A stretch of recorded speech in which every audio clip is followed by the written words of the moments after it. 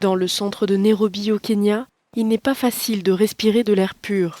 Les mototaxis, aussi connus sous le nom de Boda Boda, participent grandement à l'augmentation de la pollution atmosphérique de la capitale.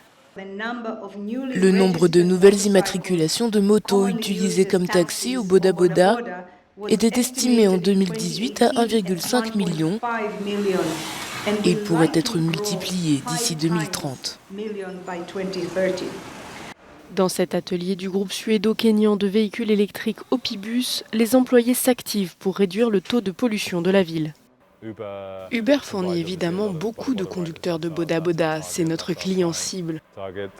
Souvent, ils ne savent pas à quel point les motos électriques peuvent être bénéfiques en termes d'économie d'argent, de sécurité, d'économie de carburant ou encore d'entretien.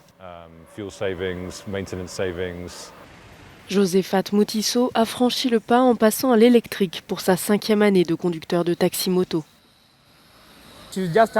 Vous avez juste l'accélérateur, pas d'embrayage. La seule chose sur laquelle vous vous concentrez, c'est le frein avant et le frein arrière. De cette façon, vous avez encore plus de contrôle sur la moto. Et elle est assez légère, elle ne vibre pas, donc même les clients préfèrent ce modèle. L'évolution de la crise climatique alimente les inquiétudes sur le gaz à effet de serre, tandis qu'à l'international, la recherche se tourne vers des alternatives vertes. Alors qu'il ne semblait pas envisageable dans les pays en développement, les modes de transport propres deviennent une priorité. Cibler l'Afrique et les pays africains fait également partie de ce mouvement. Et à Opibus, c'est ce que nous visons. Nous voulons avancer tous ensemble. Nous allons tous vers une énergie plus verte, une économie plus verte, et nous pouvons le faire seulement en œuvrant ensemble et en renforçant les capacités locales. Pour le chauffeur de taxi-moto, c'est une réussite, son affaire fonctionne mieux qu'avant. Tout ce que j'avais l'habitude de gagner et de dépenser pour l'entretien de la moto, maintenant je l'économise, donc je gagne plus qu'avant.